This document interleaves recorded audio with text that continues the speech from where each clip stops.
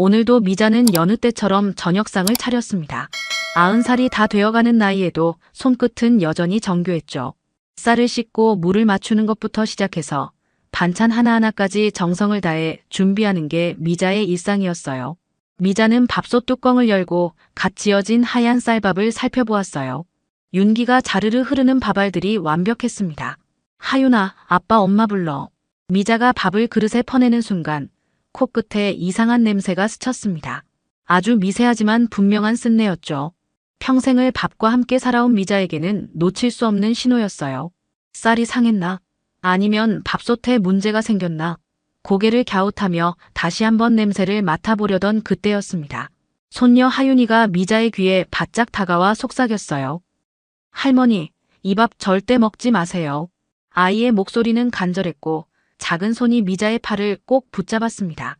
미자는 깜짝 놀라 하윤이를 바라보았죠. 8살 아이의 눈에 진짜 걱정이 서려 있었어요. 왜 그래, 하윤아?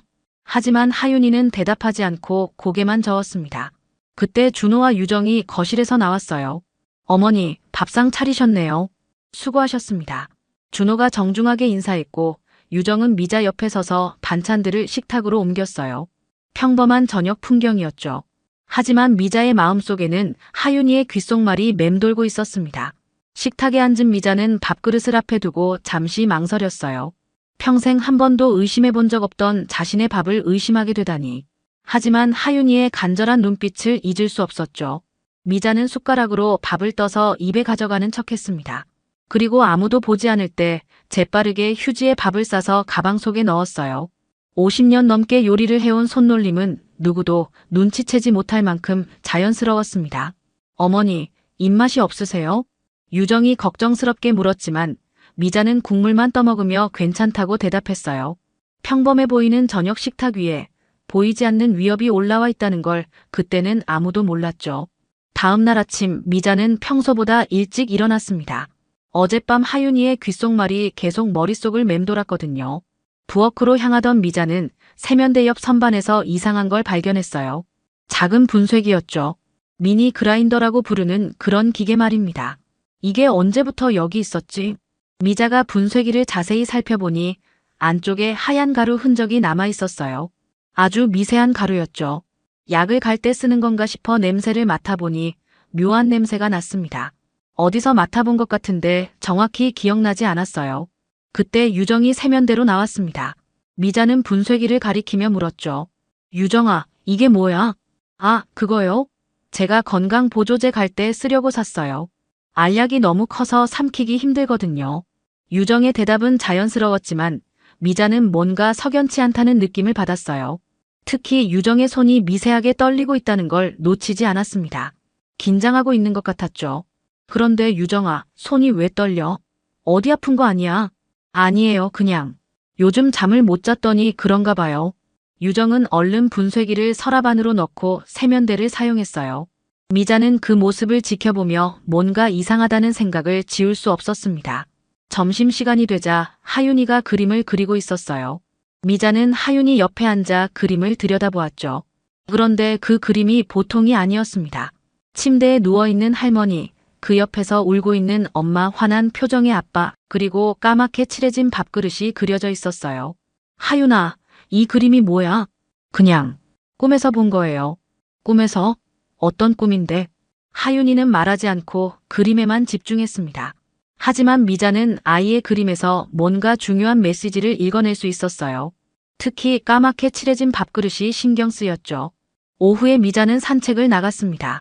아파트 경비실 앞을 지나가는데 경비원 김복수가 미자를 불렀어요. 할머니, 잠깐만요. 응, 복수야. 무슨 일이야?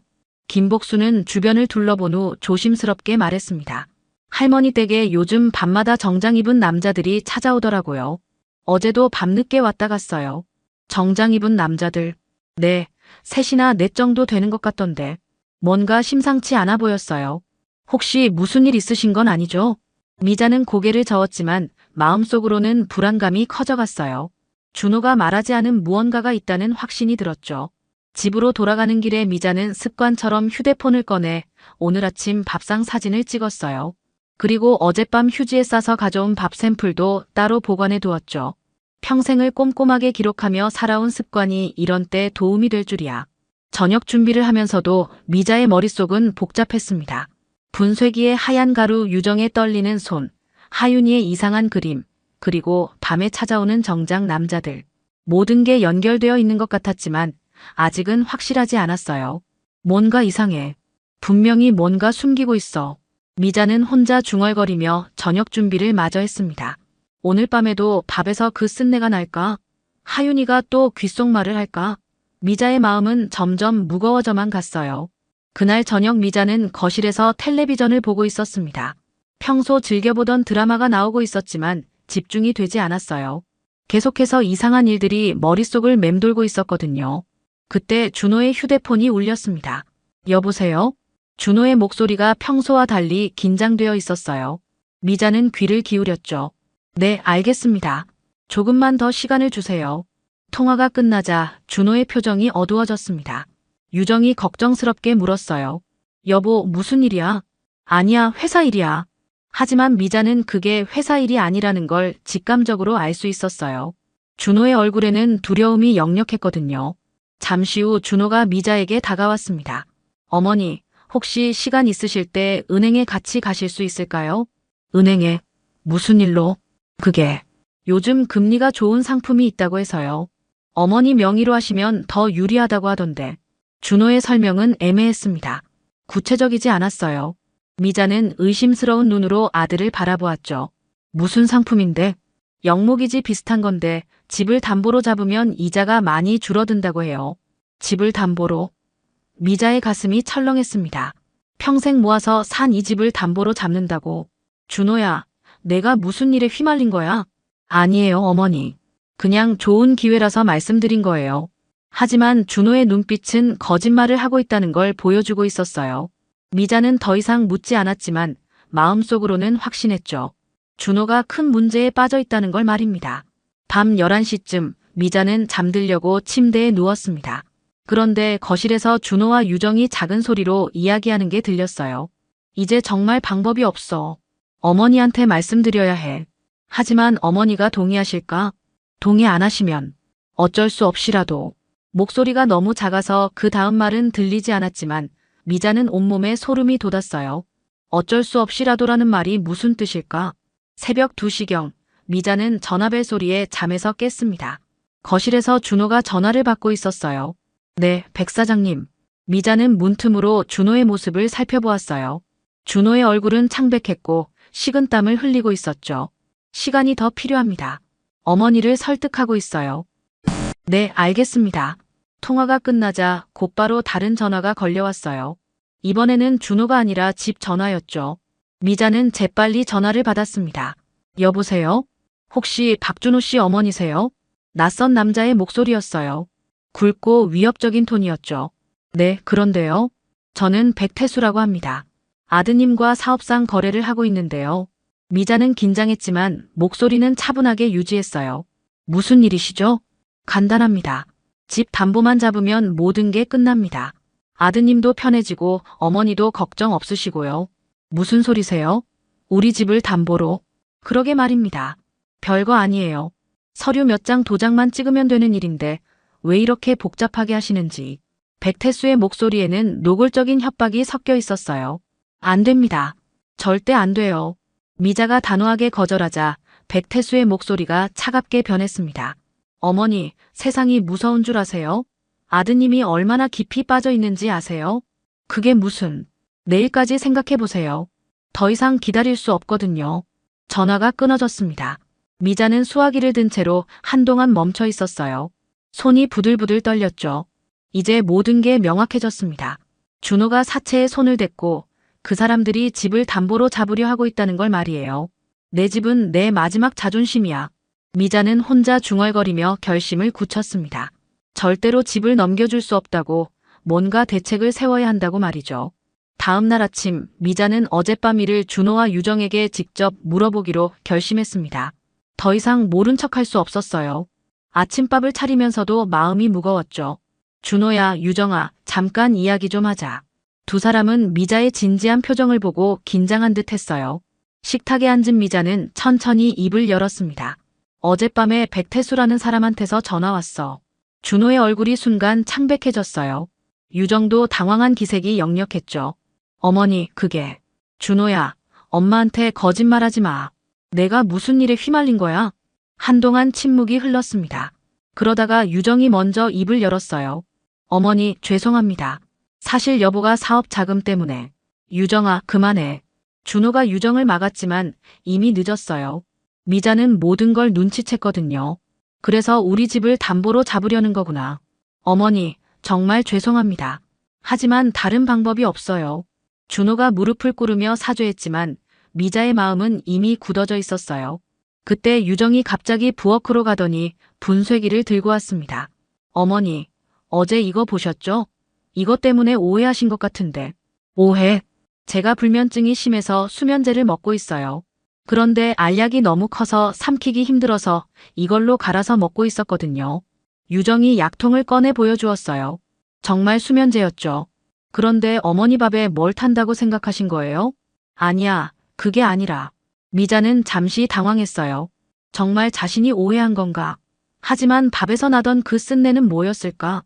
어머니, 요즘 스트레스 때문에 예민해지신 것 같아요. 저희가 말씀을 제대로 안 드려서 그런 거죠. 준호도 거들었어요. 어머니, 저희가 잘못했어요. 하지만 정말 밥에는 아무것도 안 했어요. 미자는 혼란스러웠습니다. 정말 자신이 너무 예민하게 반응한 걸까? 하지만 하윤이의 그 간절한 귓속말은 뭐였을까? 그럼 하윤이는 왜 그런 말을 했을까? 아이들은 어른들 분위기를 민감하게 느끼잖아요. 저희가 요즘 스트레스 받고 있는 걸 느끼고 그런 말을 한 것 같아요. 유정의 설명은 그럴듯했어요. 미자는 잠시 자신을 의심하기 시작했죠. 그렇다면 혹시 미자가 망설이고 있을 때 문득 생각났어요. 가방에 보관해둔 밥 샘플 말입니다. 그래도 확인해보고 싶어. 뭘요? 어제 밥 말이야. 혹시 몰라서 좀 가져다 뒀거든. 준호와 유정의 표정이 미묘하게 변했어요. 아주 잠깐이었지만 미자는 놓치지 않았죠. 어머니, 그럴 필요 없어요. 정말 아무것도. 아니야. 내 마음을 편하게 하려면 확인해봐야겠어. 미자는 가방에서 휴지에 싼 밥을 꺼냈어요. 그리고 곧바로 외출 준비를 했죠. 어디 가세요, 어머니? 약국에. 박세진 약사한테 보여줄 거야. 박세진은 미자가 오랫동안 알고 지낸 동네 약사였어요. 믿을 만한 사람이었죠. 약국에 도착한 미자는 박세진에게 사정을 설명했어요. 약사님, 이 밥에서 이상한 냄새가 나는 것 같은데 확인해 주실 수 있어요? 박세진은 밥 샘플을 자세히 살펴보더니 냄새를 맡아보았어요. 단정적으로 말씀드리기는 어렵지만 뭔가 졸림을 유발하는 성분 냄새가 나는 것 같네요. 정말요? 네, 확실한 건 병원에서 정밀 검사를 받아보셔야 알겠지만 일단 의심스러운 건 맞는 것 같아요. 미자의 가슴이 쿵 내려앉았어요. 정말 밥에 뭔가를 탔다는 뜻이었거든요. 약사님, 만약 이런 걸 계속 먹으면 어떻게 돼요? 깊게 잠들게 되겠죠. 그리고 판단력도 흐려질 거고요. 미자는 이제 확신했어요. 준호와 유정의 해명은 거짓말이었고 정말로 자신의 밥에 수면제 같은 걸 타고 있다는 것을 말이에요. 약국을 나서면서 미자는 결심을 굳혔습니다. 이제 더 이상 속을 수 없다고 진실을 밝혀내야 한다고 말이에요. 약국에서 돌아온 미자는 마음속으로 계획을 세우고 있었습니다. 이제 확실해졌어요. 정말로 밥에 뭔가를 타고 있다는 것이 말이죠. 하지만 섣불리 행동해서는 안 됐어요. 확실한 증거를 잡아야 했거든요. 집에 도착하자 준호가 기다리고 있었어요. 어머니, 어디 다녀오셨어요? 응, 잠깐 산책 좀 했어. 미자는 약국에 갔다는 말을 하지 않았어요. 대신 평소와 다름없는 표정을 지었죠. 어머니, 아까 그 일 말인데요. 준호가 조심스럽게 꺼냈습니다. 사실 저희가 좀 급한 상황이에요. 담보대출만 받으면 모든 게 해결되는데. 준호야, 엄마가 그렇게 어리석어 보여. 아니에요. 그게 아니라. 내 집을 담보로 잡으려면 내가 직접 도장을 찍어야 하는 거 아니야? 준호가 잠시 머뭇거렸어요. 그러더니 서류 봉투를 꺼냈죠.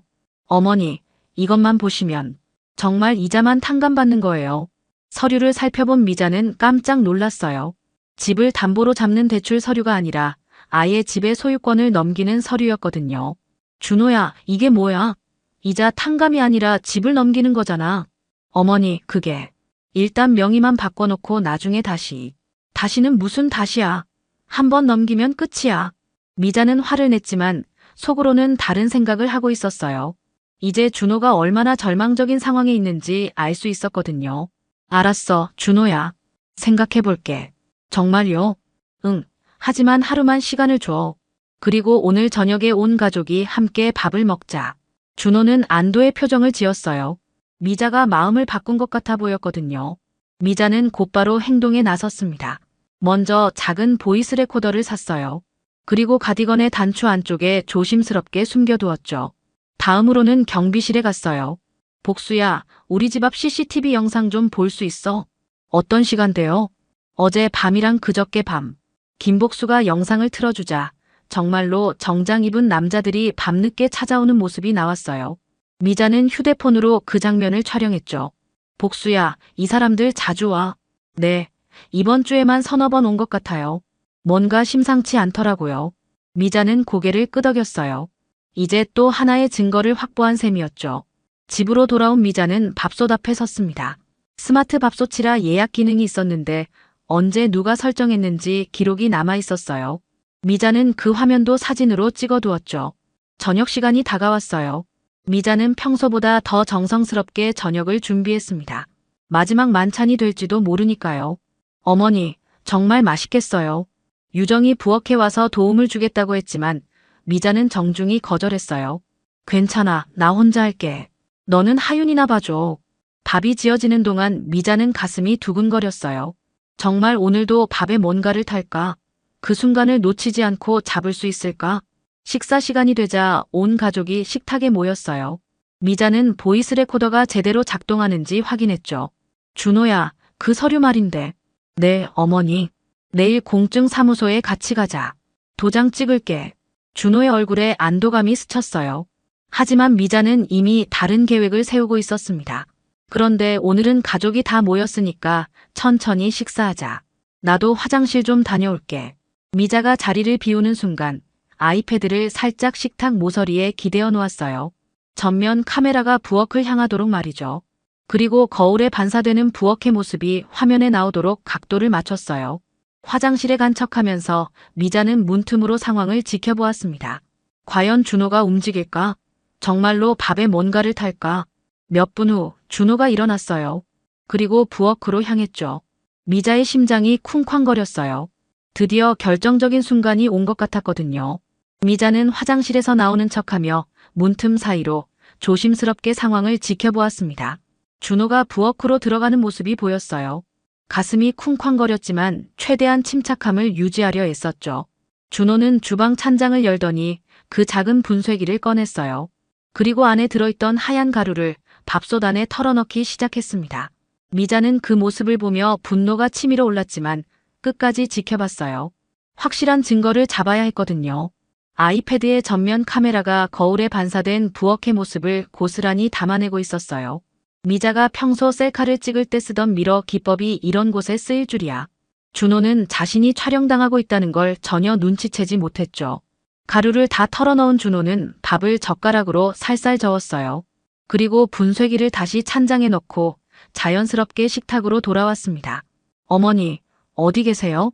응, 지금 나가. 미자는 아이패드를 재빠르게 원래 자리로 돌려놓고 화장실에서 나왔어요. 마치 아무 일도 없었던 것처럼 말이죠. 밥이 다 식겠네. 어서 먹자. 식탁에 앉은 미자는 평소처럼 밥을 그릇에 퍼주었어요. 하지만 이번에는 먹는 척만 했죠. 준호와 유정은 자연스럽게 식사를 하고 있었지만 하윤이는 여전히 밥을 먹지 않았어요. 하윤아, 밥 안 먹어. 배 안 고파요. 아이는 고개를 저으며 반찬만 조금씩 먹었어요. 미자는 하윤이가 뭔가 알고 있다는 확신이 들었습니다. 식사 후 미자는 곧바로 경비실로 향했어요. 김복수에게 다시 한번 CCTV 영상을 보여달라고 했죠. 복수야, 이번 주 내내 밤 시간대 영상 좀 봐줄 수 있어? 영상을 확인해보니 정말 놀라운 사실을 발견할 수 있었어요. 백태수 일행이 거의 매일 밤 찾아오고 있었고 때로는 새벽까지도 머물렀거든요. 미자는 그 모든 장면을 휴대폰으로 캡처해 두었습니다. 집으로 돌아온 미자는 하윤이 방으로 갔어요. 아이가 그림을 그리고 있었죠. 하윤아, 할머니랑 이야기 좀 할까? 네. 넌 어떻게 알았어? 밥을 먹으면 안 된다는 걸. 하윤이는 잠시 망설이더니 작은 목소리로 대답했어요. 엄마가 말했어요. 할머니 몰래 밥에 약 넣는다고. 엄마가? 네, 아빠한테 혼날까봐 무서워서 그런 거래요. 할머니가 잠들어야 도장을 찍을 수 있다고. 미자의 가슴이 아팠어요. 유정도 이 일에 가담하고 있었다는 뜻이었거든요. 그럼 엄마가 너한테 할머니께 말하지 말라고 했니? 아니요, 엄마가 할머니한테 귓속말하라고 했어요. 밥 먹지 말라고요. 미자는 깜짝 놀랐어요. 유정이 하윤이를 통해 자신에게 경고를 보낸 거였어요. 완전히 가담한 게 아니라 양심의 가책을 느끼고 있었던 거죠. 하윤아, 엄마가 어디 있는지 아니? 엄마 방에 있어요. 미자는 유정의 방으로 갔습니다. 문을 살짝 열어보니 유정이 서랍을 뒤지고 있었어요. 유정아, 뭐하고 있어? 유정이 깜짝 놀라며 돌아봤어요. 손에는 서류들이 들려 있었죠. 어머니, 그게. 미자가 서류를 살펴보니 자신의 이름으로 된 인감 사본과 위임장 양식이었어요. 이게 뭐야? 어머니 몰래 만든 거예요. 정말 죄송합니다. 유정이 무릎을 꿇고 눈물을 흘렸어요. 처음엔 정말 몰랐어요. 여보가 단순한 대출이라고 해서. 그런데 나중에 알고 보니 집을 아예 넘기는 거더라고요. 그래서 하윤이한테 할머니께 밥 먹지 말라고 귓속말하라고 했어요. 제가 직접 말씀드릴 용기는 없고 어떻게 해야 할지 모르겠어서. 미자는 이제 모든 퍼즐이 맞춰졌다고 느꼈어요. 준호가 기획하고 유정이 방조했지만 동시에 양심의 가책으로 경고도 보냈고 사채업자들이 압박을 가하고 있는 삼중 구조였던 거죠. 유정아, 이제 그만하자. 내일 모든 걸 끝낼 거야. 어머니, 넌 하윤이만 잘 돌봐. 나머지는 내가 알아서 할게. 미자는 방을 나서며 마지막 결심을 굳혔습니다. 내일은 모든 진실을 밝히는 날이 될 거라고 말이에요. 다음 날 아침, 준호는 들뜬 표정으로 미자에게 다가왔습니다. 어머니, 오늘 공증사무소에 가실 준비 되셨죠? 그럼 준비됐어. 미자는 차분하게 대답했어요. 하지만 속으로는 다른 계획을 세우고 있었죠. 그런데 준호야, 나 혼자 가기가 좀 그래서 말순 권사님이랑 약사 선생님이 같이 가주기로 했어. 네, 왜요? 나이 먹으니까 중요한 일에는 증인이 있어야 마음이 놓여서. 준호의 얼굴이 살짝 어두워졌지만 거절할 이유를 찾지 못했어요. 이미 미자가 서류에 도장을 찍기로 약속했으니까요.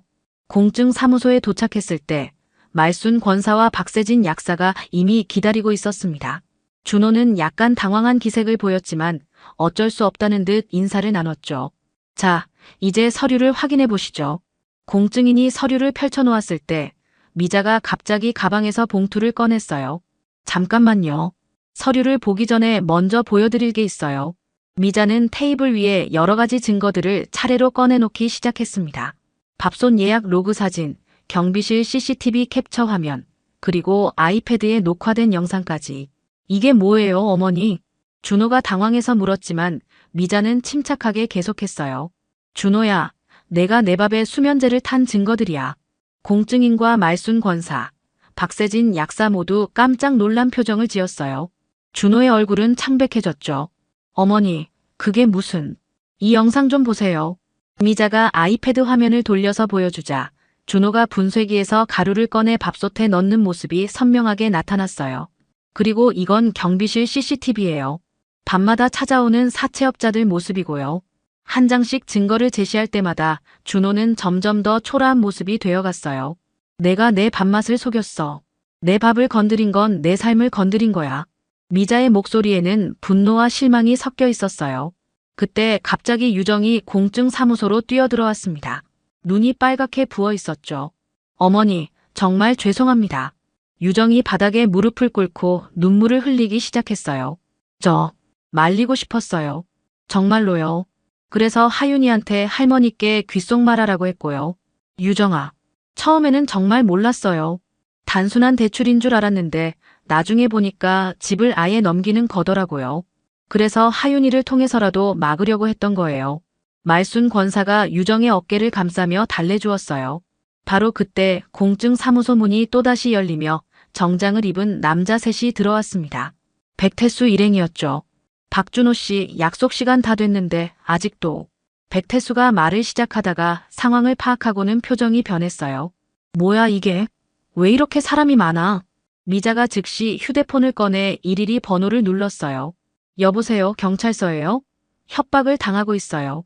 동시에 미자는 보이스 레코더를 꺼내 어젯밤 백태수와의 통화 내용을 재생했습니다. 어머니, 세상이 무서운 줄 아세요? 아드님이 얼마나 깊이 빠져 있는지 아세요? 녹취록에서 나오는 백태수의 협박적인 목소리가 사무소 안을 가득 채웠어요. 백태수의 얼굴이 순간 일그러졌지만 이미 늦었어요. 공증인이 곧바로 사무소 보안 시스템을 작동시켰고 말순 권사도 자신의 휴대폰으로 112를 신고했거든요. 준호야. 미자가 무너져가는 아들을 바라보며 말했어요. 엄마한테 정말 실망했어. 하지만 아직 늦지 않았어. 준호가 마침내 무릎을 꿇고 흐느꼈어요. 어머니, 정말 죄송합니다. 돈 때문에. 한 번만 일하고 생각했는데. 정말 죄송합니다. 몇 분 후 경찰이 도착했고 백태수 일행은 협박과 사문서 위조 미수 혐의로 연행되었어요. 준호도 함께 경찰서로 가야 했지만 미자의 선처 요청으로 보호관찰과 치료 상담을 받는 조건으로 일단 풀려났죠. 이제 끝났어. 미자는 깊은 한숨을 내쉬며 혼자 중얼거렸어요. 길고 긴 악몽이 드디어 끝난 것 같았습니다. 경찰 조사가 끝난 후 미자는 집으로 돌아왔습니다. 집안은 조용했지만 무겁게 가라앉아 있었어요. 준호는 경찰서에서 조사를 받고 있었고 유정은 하윤이와 함께 친정에 가 있었죠. 며칠 후 준호가 집으로 돌아왔어요. 얼굴이 많이 야위었고 눈빛도 예전과 달랐습니다. 어머니, 앉아. 미자는 준호를 소파에 앉히고 차를 한 잔 끓여주었어요. 경찰서에서 뭐라고 하던 보호관찰 6개월이랑 도박 중독 치료 프로그램을 받으라고 했어요. 그리고 사채업자들은 협박죄로 구속됐고요. 그럼 됐네. 미자의 목소리는 담담했어요. 화나 있었지만 이미 많이 가라앉은 상태였죠. 어머니, 정말 죄송합니다. 어떻게 용서를 구해야 할지. 준호야, 용서는 내가 앞으로 어떻게 사느냐에 달려있어. 준호가 고개를 끄덕였어요. 눈에 진정한 후회의 빛이 보였죠. 그 다음 주부터 준호는 달라지기 시작했습니다. 치료 프로그램에 성실히 참여했고 새로운 일자리를 구하러 다녔어요. 유정도 집으로 돌아와서 가족 회복을 위해 노력했죠. 어머니, 제가 요리 도와드릴까요? 괜찮아, 내가 할게. 하지만 미자는 이제 밥을 지을 때마다 누군가 지켜보고 있다는 걸 확인했어요. 더 이상 혼자 부엌에 있지 않았죠. 한편으로는 준호의 채무 문제도 해결해야 했어요. 미자는 교회의 말순 권사와 함께 법률구조공단에 상담을 받으러 갔어요. 채무 조정을 신청하시면 이자를 많이 줄일 수 있어요. 얼마나 줄일 수 있나요? 현재 상황으로는 약 30% 정도 가능할 것 같습니다. 미자는 안도의 한숨을 내쉬었어요. 집을 팔지 않고도 해결할 수 있는 길이 보였거든요. 그런데 할머니, 아드님이 성실하게 갚아 나가셔야 해요. 그럼요, 당연하죠. 미자는 준호에게 모든 상황을 설명했어요. 그리고 앞으로의 계획도 함께 세웠죠. 준호야, 이제 정말 마지막 기회야. 네, 어머니. 절대 실망시켜드리지 않겠습니다. 준호의 목소리에는 진정성이 있었어요. 한 달 후 하윤이가 임시로 미자와 함께 지내게 되었어요. 준호와 유정이 상황을 정리하는 동안 말이죠. 할머니, 이제 밥이 안전해요? 하윤이가 천진하게 물었고 미자는 웃으며 대답했어요. 그럼 이제 완전히 안전해. 어느 일요일 오후 미자는 하윤이와 함께 부엌에 서 있었습니다. 갓 지은 하얀 쌀밥에서 구수한 냄새가 올라왔어요. 할머니, 이 밥에는 뭘 올려 먹어요? 달걀장 어때? 좋아요. 미자는 달걀을 깨뜨려 간장에 비비고 참기름 몇 방울을 떨어뜨렸어요. 그리고 김을 부셔서 솔솔 뿌렸죠. 자, 이제 먹어보자. 하윤이가 한 숟가락 떠서 입에 넣더니 환하게 웃었어요. 할머니, 정말 맛있어요. 그렇지. 진짜 밥맛이 이런 거야. 미자도 한 숟가락 떠서 천천히 씹었어요. 쌀알 하나하나가 입안에서 고소하게 퍼져나갔죠. 아무것도 섞이지 않은 정말 순수한 밥맛이었어요. 하윤아. 네. 밥은 사랑이야. 사랑은 속이지 않아. 속이지 않는다는 게 무슨 뜻이에요? 진짜 사랑하면 나쁜 마음으로 뭔가를 숨기지 않는다는 뜻이야.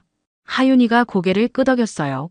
아직 완전히 이해하지는 못하겠지만 언젠가는 알게 될 거라고 미자는 생각했습니다. 창밖으로 석양이 지고 있었어요. 긴 하루가 끝나가고 있었지만 미자의 마음은 평온했습니다. 드디어 진짜 평화가 찾아온 것 같았거든요. 할머니, 내일도 이렇게 밥 먹을 수 있어요? 그럼 매일 이렇게 먹자. 미자는 하윤이의 머리를 쓰다듬으며 미소를 지었어요. 이제 정말 모든 게 끝났고 새로운 시작이 기다리고 있다는 걸 알 수 있었죠. 밥 한 그릇에 담긴 진정한 사랑과 함께 말입니다. 과 함께 말입니다. 과 함께 말입니다.